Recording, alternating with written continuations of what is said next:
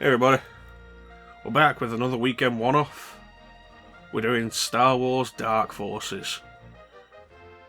This was one of the earliest Star Wars games I ever played. Like this and Shadows of the Empire. I can't remember which one I actually played first. But I credit those two games specifically with creating my interest in Star Wars. I said, this was probably the first FPS I ever played.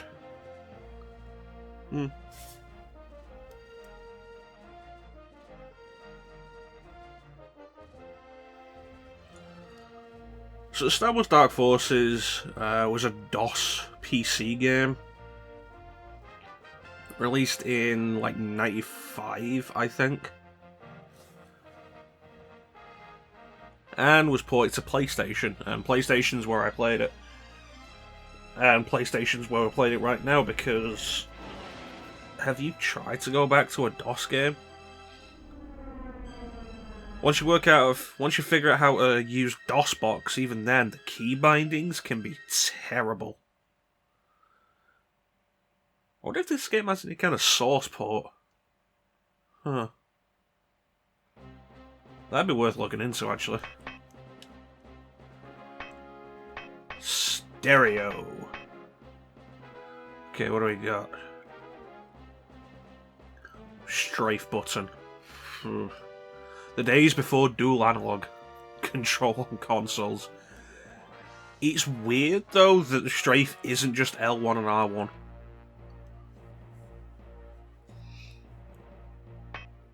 Alright, we'll work all that out.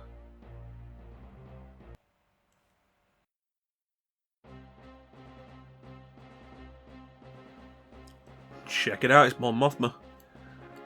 So, the first level, back when we did Lethal Alliance, talked about how the story of Lethal Alliance is Rihanna Saren finding the location of Death Star plans. And then Kyle Katarn steals them. This is that. The weird thing, though, is, this isn't the full game. This isn't the full game. This is the first mission. The rest of the game is something else entirely.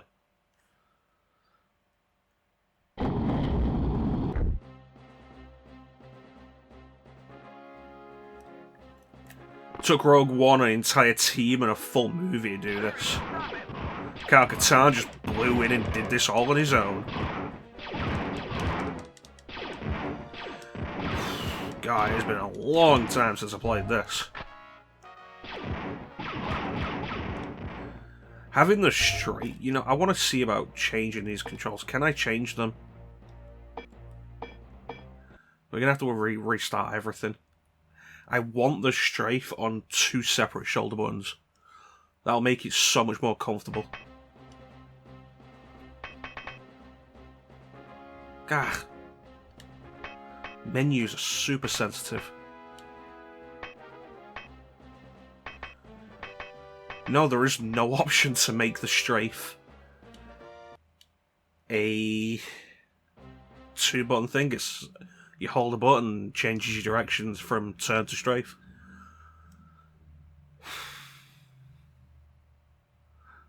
This was probably before mouse look was a common thing in PC FPSs as well. But this game, though, this game is so Star Wars, and it is awesome.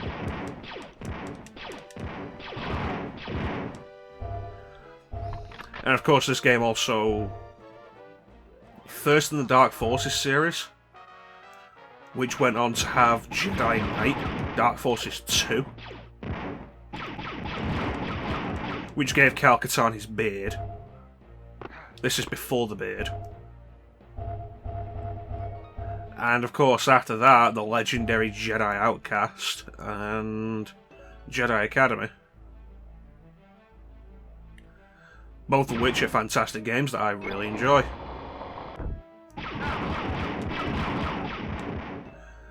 So there's a bunch of technical details you could get into here that I'm not all that familiar with. Because, like, all PC shooters and the tech behind them isn't an area of expertise of mine. I do know that this game was kind of pretty impressive when this came out,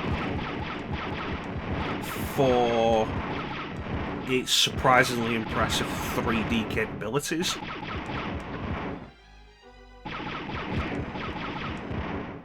So 95, would that have been like a year or two after Doom 2? Was Doom 2 93 or 94?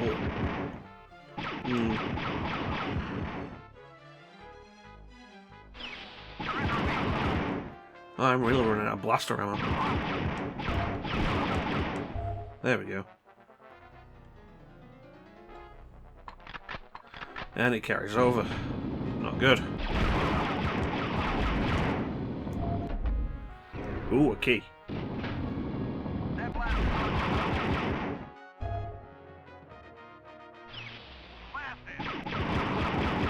Yeah, Dark Forces, though, is a really solid game. I've heard there was some complaints with the PS1 version of this, although it's worth noting the soundtrack in the PS1 version is way better than the PC DOS version. Because, you know, the PlayStation was just more capable. Yeah, watch my health.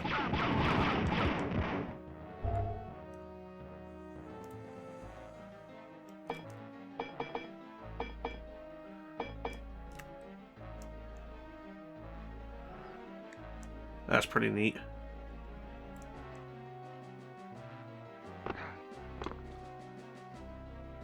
We turn the headlight off. Like, that's a PC interface that's somehow been co-opted onto a controller. It's crazy.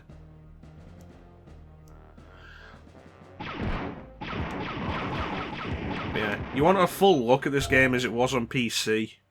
I recommend a review by a channel called Civ11 on YouTube. Dude's pretty big on old first-person shooters, and he's way more up on the tech details than I am. Anything I missed over here? No? Cool. Way more up on the tech details than I am, and it's also a pretty entertaining review. You're not authorized in this area. Ah!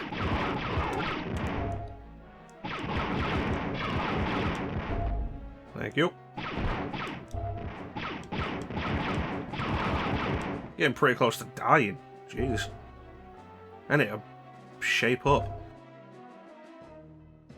But yeah, pretty big on first-person shooters, way more up on tech details of them as a result. And he does the PC version. So you can get a look at how this game was originally before it was ported. I've never really considered this a bad port. So I've always considered it pretty playable and it's very enjoyable. Surrender immediately. But I went over the review scores once for the PS1 version and weren't great. That could just be a case of, by the time this was ported, 3D shooters were more of a thing on the PS1. I'd have to check the date, and I'll be honest, I just can't be bothered. We've already started now. This is something I should have done beforehand. I didn't. We're here now. Grab all this ammo.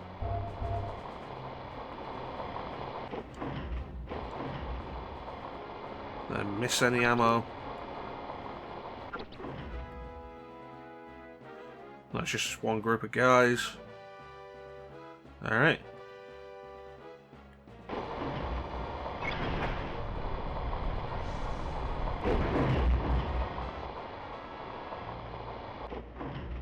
Whoa.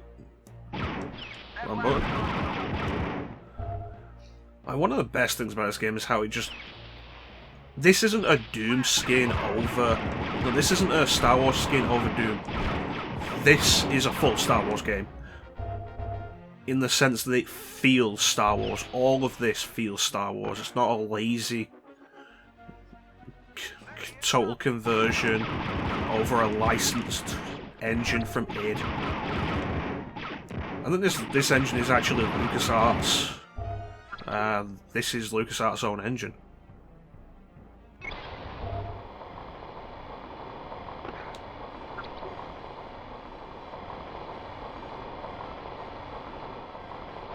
This is too easy. Now to get to my ship. Alright, let's get out of here. And it's a pretty solid engine. Although, one of the main things we'll see about that will be the next level.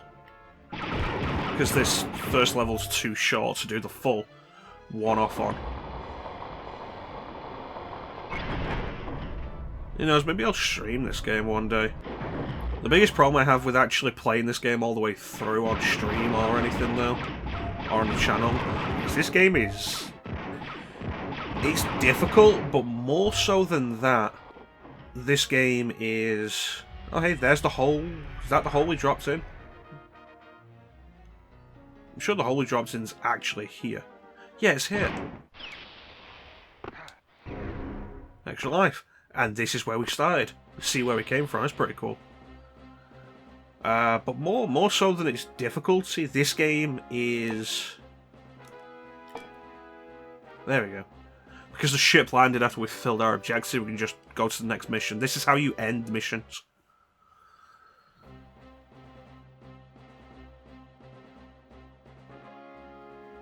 Passcodes, because this was before everybody would be guaranteed to have a memory card. A lot of early games offered this on PlayStation, like Rayman.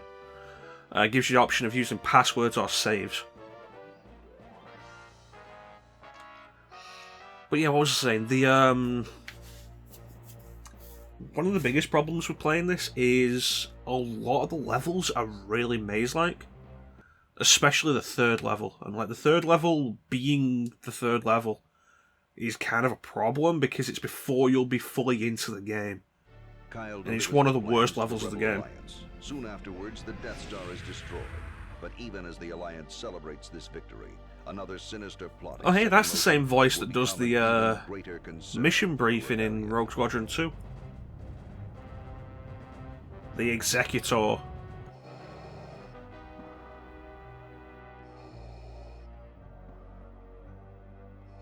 The Emperor has approved your test demonstration, General Mock. Thank you, Lord Vader. What I unveil today will mark a new era for the Empire. We will be able to decimate the rebels just as we did the Jedi Knights. At last, the Emperor's war will be filled only with the... interesting, because this predates the prequels. So it's, at this point in history, it's not fully established what happens to the Jedi. With pleasure. Dark Trooper, release. So yeah, while the first mission takes place before Episode 4 with Kyle Katarn getting the Death Star plans, the rest of this game is between 4 and 5.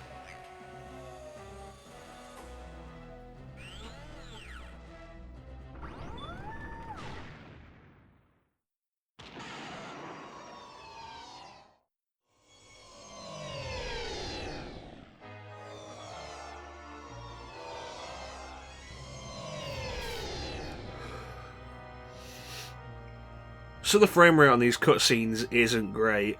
It's kind of just something you had to deal with old CG like this.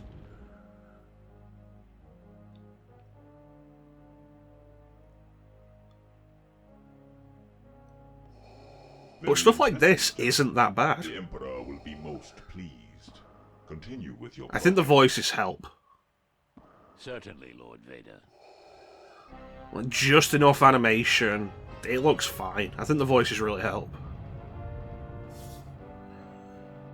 Thank you, Commander, for responding at such short notice. The Empire has been keeping us Hey, on Mon the run Mothma. since the destruction of the Death Star.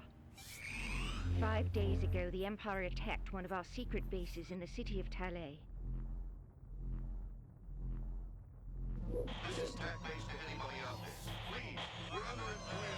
Okay, those are frames taken from Admiral Akbar in Return of the Jedi.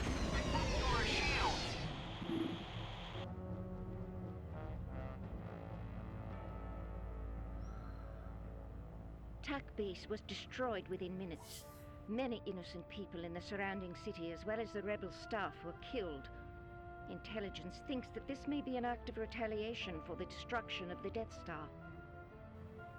Interesting. This looks like it could be a normal Imperial attack. I like that version of the Star Wars theme in the background. Very The perceptive, Force Commander. theme. I know you understand that all we discuss here is classified. This Imperial officer, Crix Medine, wishes to defend That's the another Alliance. picture taken He has from supplied us with information on the development of a Return of the new Jedi, where Imperial Crix weapon. Medine did actually The appear. sounds you heard, we believe, come from that weapon. A new type of stormtrooper, the Dark Trooper. A new stormtrooper that can take out a rebel base that quickly? I should have kept working for the Empire. The Rebel Command is not taking this lightly. They have authorized me to hire you to find out if there is a threat, and if there is, to shut it down. That is, if you are still on our side. This could be interesting. Alright, I'm in. But I think I'll need some help on this one. I want Jan Ors as my mission officer. Certainly. Then I will let Jan brief you further on your mission objectives. Thank you, Commander. Especially for the And may Force time. be with Like, you. the voice acting here is actually really solid.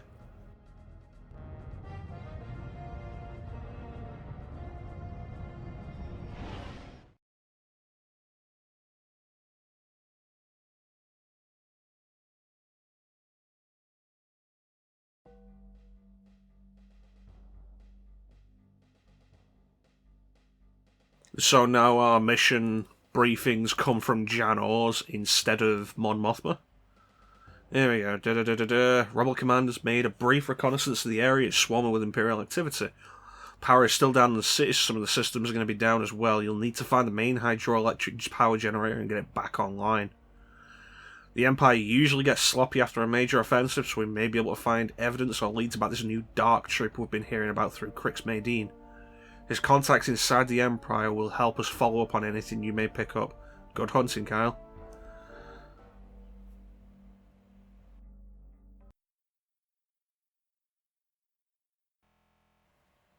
So the first level's kind of standard, a little bit of back and forth, and opening up new areas in a small central hub.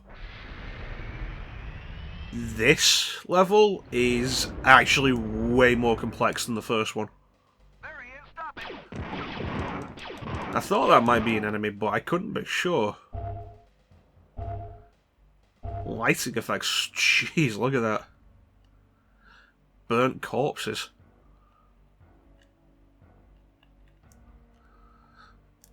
Yeah, this level is way more complex than the first.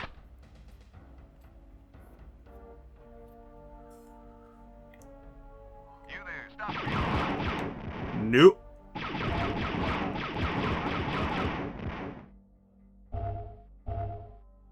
Yeah, the lighting effects for this, pretty good for the time. Like, lighting back then, I think, just wasn't really a thing.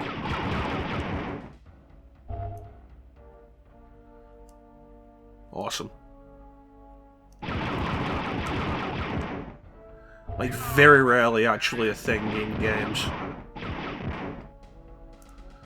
Because at this point, games were just barely pushing PC graphics. Surrender immediately. That's actually kind of a neat detail. I turned my headlight on so I could see better, and that got the stormtroopers' attention. That's good coding. Is this door locked? Right, let's get out of here then, and just take the fast route.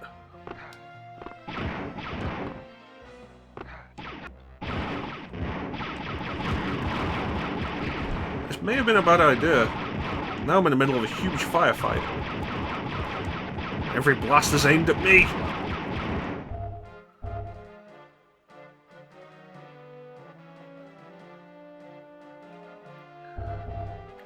Okay, is this going to open from the outside? No. Interesting. Yeah, like, can we get a look at the map?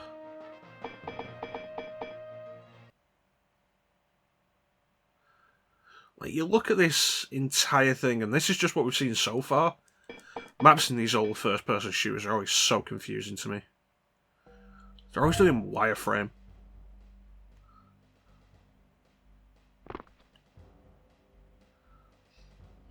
Sliding between pillars. Like, this level is way bigger than the first one.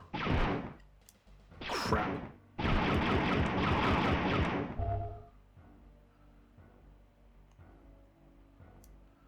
Stormtroopers everywhere. And the lighting is so dark, it's hard to actually see a lot of them.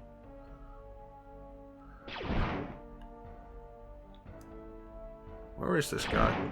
There you are. That guy really blended in. Maybe I should just have the headlamp on. That blaster's on full. That's rude. Okay, I don't feel like the headlamp's helping as... Oh jeez, I was really close to death. I don't think the headlamp is helping as much as it's making me incredibly visible. Also, there's the map. But yeah, no, you try and navigate with that.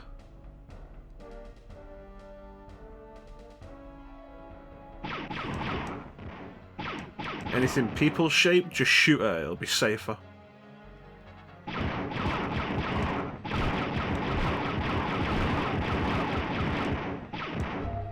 Strafing is actually way harder during combat here. Because holding the R2 button puts you in strafe mode. And changes the turning to strafing. It essentially means we can't do the classic FPS strategy of circle strafing.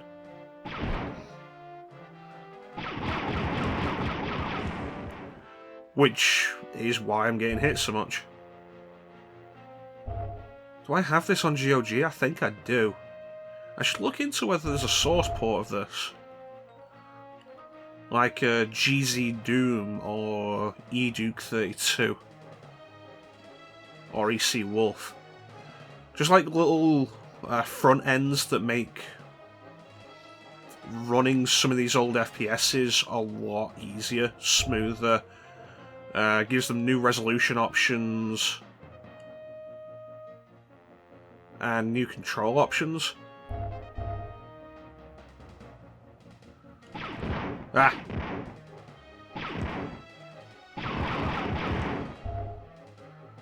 I mean, hell, if you're after playing Doom as it was originally intended on a modern system, Chocolate Doom's pretty good. Doesn't have all the fancy additions that GZ Doom has, but that's kind of the point.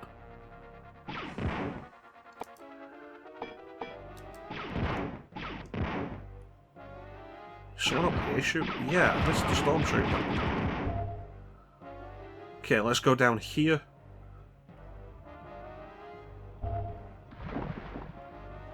Is this a way? I think it's just a way back up if we fall down.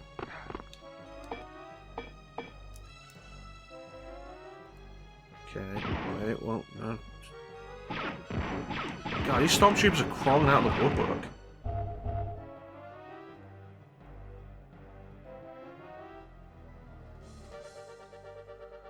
Okay, I might actually have to dive into the water to find what I'm after. Did I explore over this side? No, because there's a bunch of Stormtroopers in there.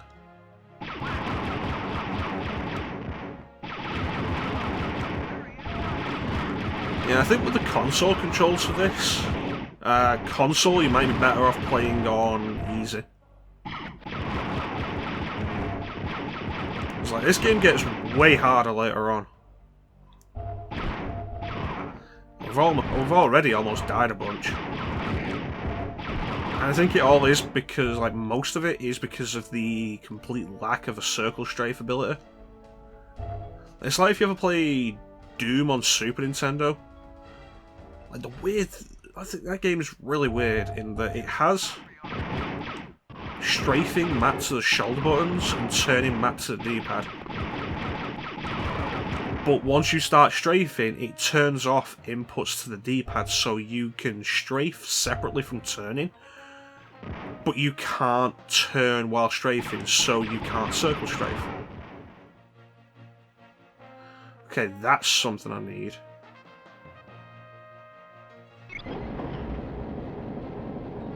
Ah! Damn. But that should have turned the power back on, which means the light should be on and I should be able to see something.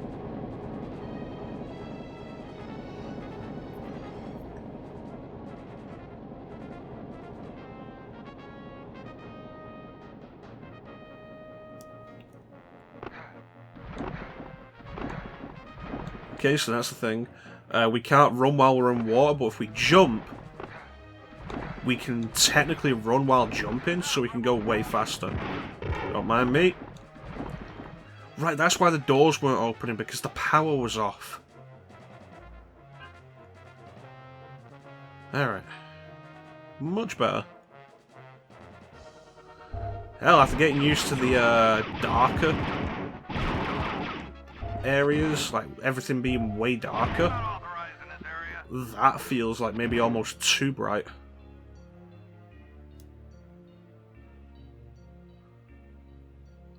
Here we go, this should do it. Have you guys just been locked in here since the power went off?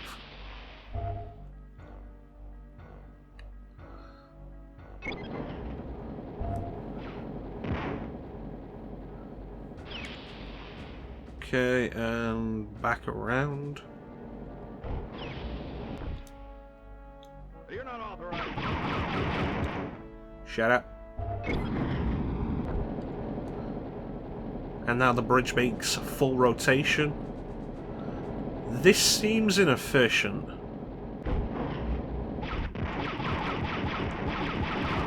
One thing I do recall about this is like the moving objects like this bridge aren't actually textured because they move. They're full 3D objects that move. You're in violation of Imperial law. I could be wrong, but I think that's what it was.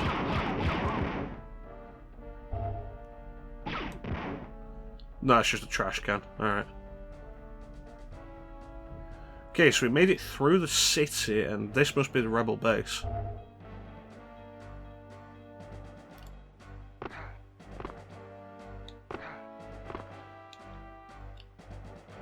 Okay, there we go. To crouch, you hold L2 and press jump. Okay. So that's interesting. That's what the control meant, the toggle. Hold L2, it activates the alternate functions of everything. And if I remember rightly, this was a game that had alternate fires for a lot of its weapons before it was a common thing.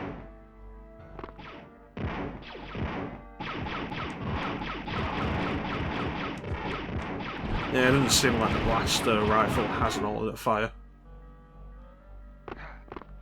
Yeah.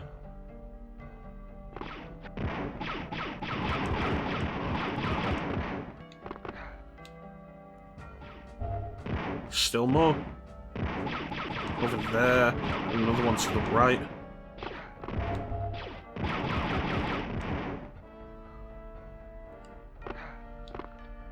I'm in.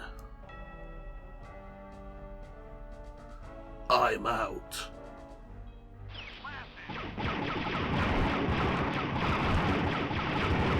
Oh, jeez. This is something that really calls for a circle strafe. I'm dead. Aww. Oh, you know, I forgot this game has lives. I completely forgot about that. Huh. Like, in the bottom left, we have left to right, shields, health, and then lives.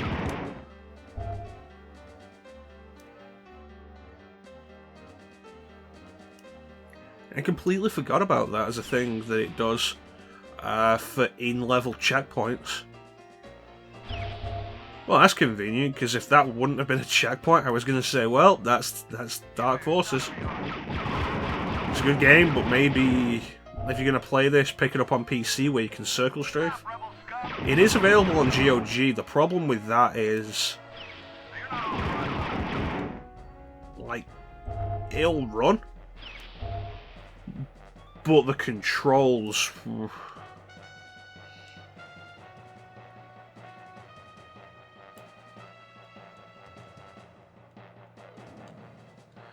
Right, I'll have to crouch for this.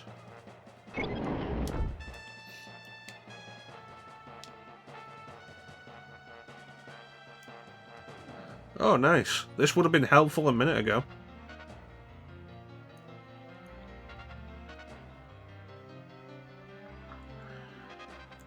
Yep. But yeah, it's an old DOS game. Getting on GOG runs it through DOSBox all pre-configured and everything. So it'll work, and it'll work fine. The issue is just going to be controls. And if you know how to reconfigure controls in DOSBox, you won't need the GOG front end anyway.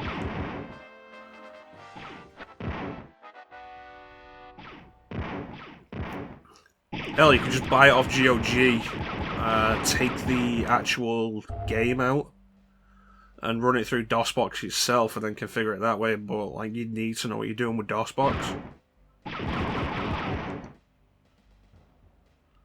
I don't know, I'm not a PC guy. Definitely not an old PC guy. It's a shame I don't have the attention span or patience for a lot of these older games now. Because, like, so many of them seem so cool. You're not authorized.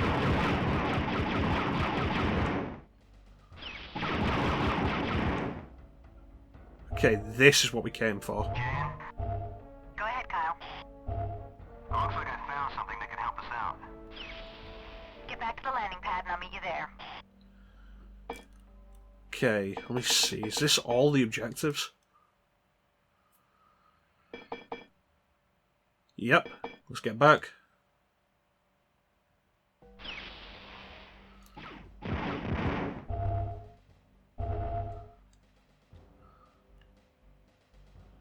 Guessing a bunch of new enemies will have spawned then.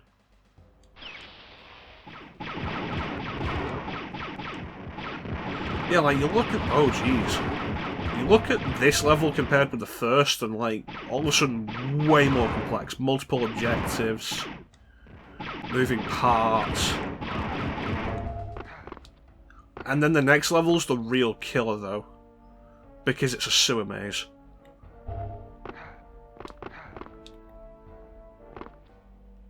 Well, if you can get past that, like, the game's really good. The issue at this point would just be getting past the controls. Wonder where this leads.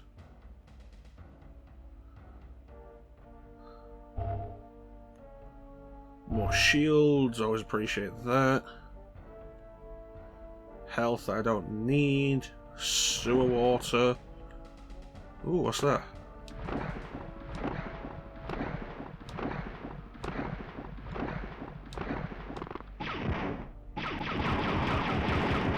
The side of the base.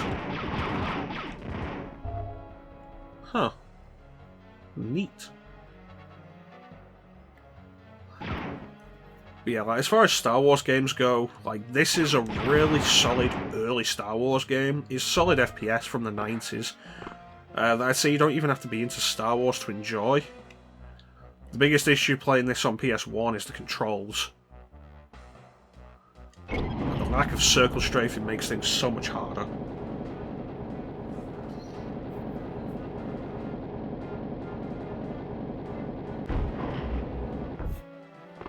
I should look into this later, see if there is a source port for this.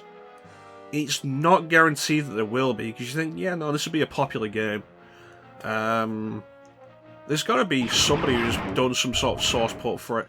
That's not guaranteed. Like Blood. Blood only got a port recently to modern. To make it more easily playable on modern systems. And, like, Blood was pretty popular.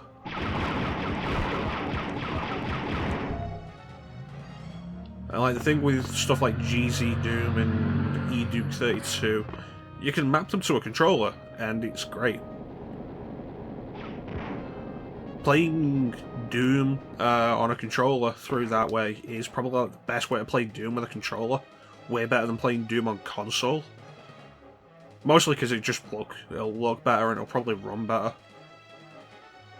And there's so many customization options to make it work better.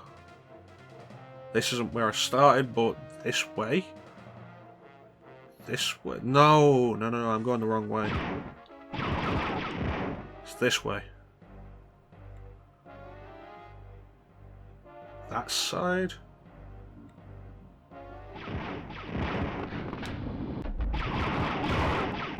Yeah, this is the way I came.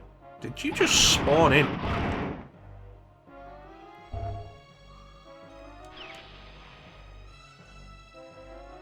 Alright, let's go. Wait a minute, there's another door here. Ooh, goodies. Extra life. I can't believe I forgot there were extra lives in this game when I picked up an extra life in the first level.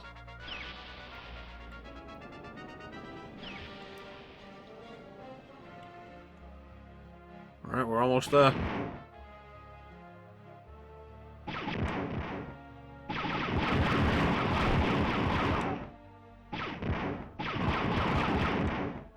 Oh, these Imperial officers.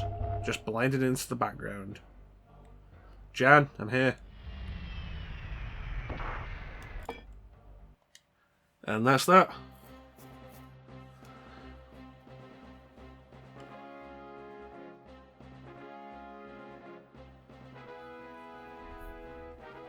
I feel like the main reason for the lower review scores on PlayStation would have been the controls.